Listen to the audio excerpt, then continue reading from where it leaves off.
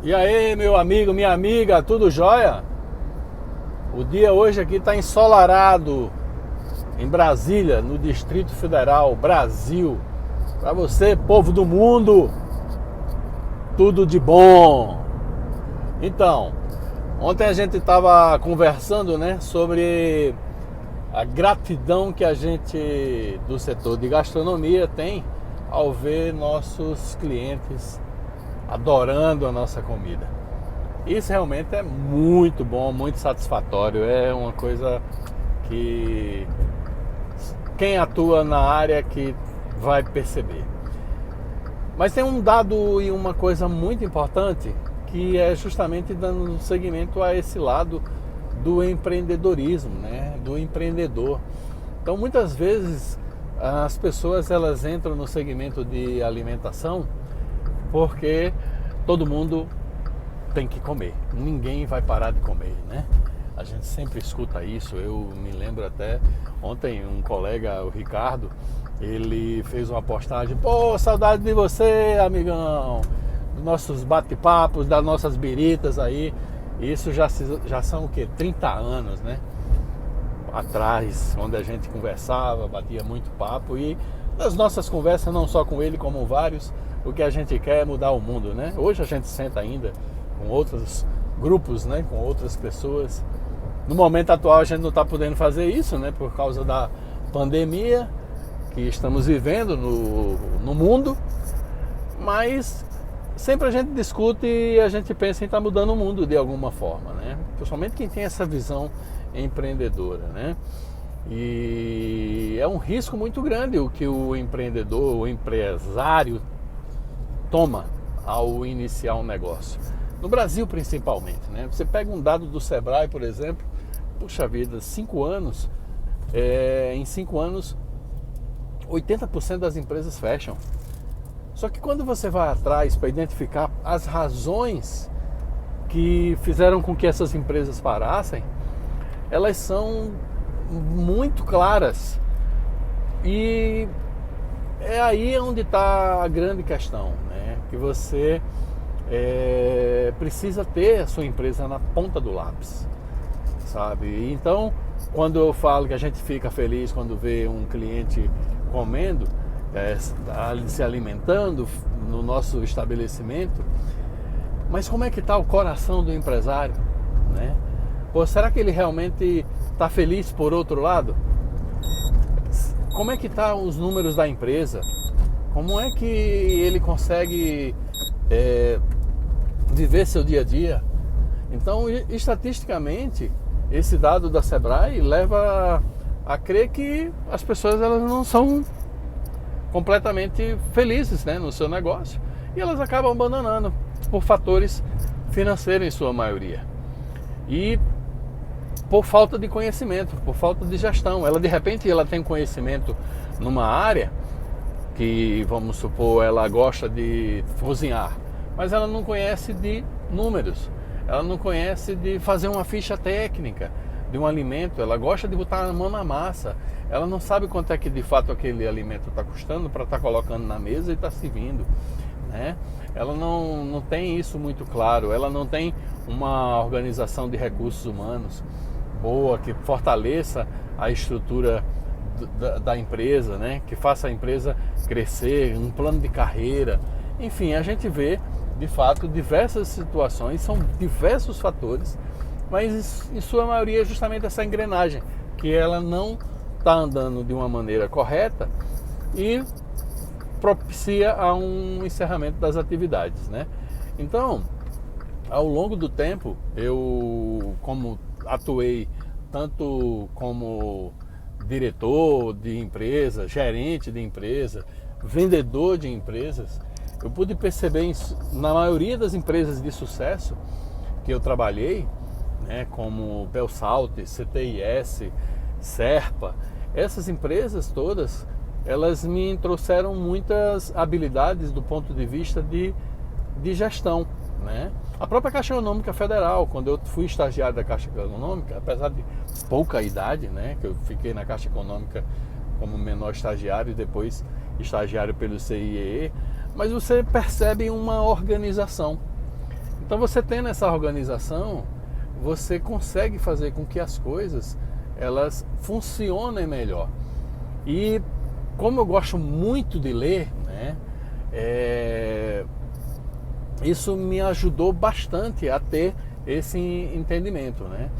Aprimorando-se mais aí num curso de gerenciamento de projeto, utilizando a metodologia do PMBOK, e também no próprio curso de gastronomia, né? E isso aumenta a nossa capacidade de gerir e de criar estruturas para melhoria. Então, um dos escritores que eu gosto muito, que é me fugiu aqui o nome dele agora. Bom, mas ele escreve Empresas Feitas para Durar, né? Esse cara, ele fala que um dos pontos importantes é você ter as pessoas certas também para estar dentro da sua estrutura, ou seja, dentro do ônibus, né? Ele usa uma analogia colocando um ônibus que está indo para um lugar, para um caminho. Então, se você tem as pessoas certas dentro desse grupo, desse de ônibus, a probabilidade de você acertar ela é maior, até porque existe as pessoas envolvidas com aquele mesmo objetivo principal definido, né? Então, quando você tem pessoas boas, o peso é melhor. E você encontra dentro da sua organização, e você deve ter isso mesmo, pessoas que elas sejam delegáveis e que você consiga determinar os seus procedimentos, controle de estoque, checklist de abertura da empresa, checklist de fechamento da empresa, controle de compras, controle do seu fluxo de caixa. São diversas variáveis, né, que você tem que ter dentro de uma estrutura, dentro de uma empresa, para que você possa estar gerando. E você, como empresário, tem que ser o estrategista da empresa. Mas em sua maioria, o que a gente vê é que, e eu vivi isso, tá?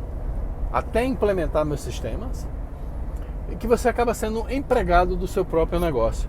Então você acaba trabalhando 14, 15 horas por dia, 16 horas por dia, fim de semana, sem estar se cuidando, sem ter a qualidade de vida. Por quê? Porque você não consegue sair. Se você ficar 5 dias fora da sua empresa para. Porque você acaba fazendo tudo. Então, quando você tem uma organização bem preparada, tudo separadinho, você consegue diminuir a sua mão de obra pessoal e você consegue distribuir essa estrutura dentro da sua empresa, né?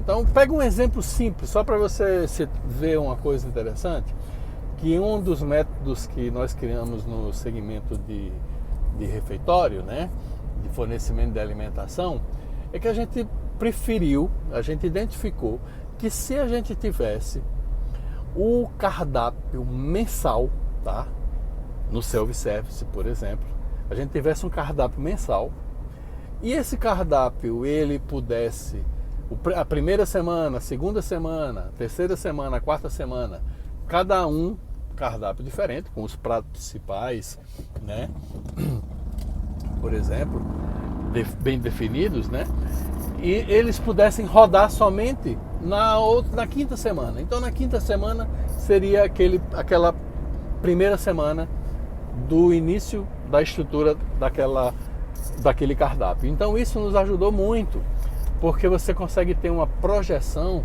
de cálculos melhor. Quem trabalha com self-service, né, com buffet, sabe muito bem que, por exemplo, você tem um CMV mais alto, porque você acaba tendo uma perda maior. No entanto, você consegue controlar melhor essa perda quando você tem uma estrutura de cardápio como essa que a gente desenvolveu, né? Então isso nos ajudou muito a diminuir o nosso custo. E tudo bem definido, colocando ali o nosso custo. Existem softwares para isso, planilhas para isso, né? A gente já nasceu, por exemplo, com um profissional que é muitíssimo importante, que são os nutricionistas. Então a gente escuta muitos empresários por aí do meu setor: ah, não, nutricionista é caro, para quem é nutricionista, não sei o quê. Porque sim, esse profissional, quando bem capacitado, quando dedicado, ele não vai somente te ajudar nas boas práticas de alimentação, ele vai poder ser o seu gerente, o seu gestor, porque ele tem conhecimentos ali que te ajudarão a se livrar de certas ações que você possa estar atuando frente à sua estratégia de negócio. Essa que pode vir a ser escalar a sua empresa para um outro nível, onde você vai poder estar chegando num outro ponto, ter outras filiais e etc. Então, a gente já nasceu com nutricionistas trabalhando conosco. E isso foi muito importante. Diminuiu muitíssimo os nossos custos. E nesse ponto de vista de estar tendo esse cardápio mensal, ajudou demais, né? Porque essa pessoa, ela, junto com a nossa chefe de cozinha, ela possibilita a criação desses cardápios. Então isso foi um pequeno exemplo que eu dei para que você veja a importância de ter uma organização para diminuição de custo. Então, muitas vezes você não consegue aumentar o seu preço na ponta para estar aumentando para o seu cliente o preço, brigando com a concorrência, sabendo que a concorrência está vendendo mais barato, etc. Então você não consegue estar aumentando o preço, e nem deve estar aumentando o preço, né? Porque você acaba tendo que se sacrificar de outra forma. Porque no fundo, o que você quer é proporcionar ao seu cliente, a esse seu convidado, uma boa experiência. Não é verdade? Então é isso aí, gente. Um abraço, bom dia, boa tarde, boa noite.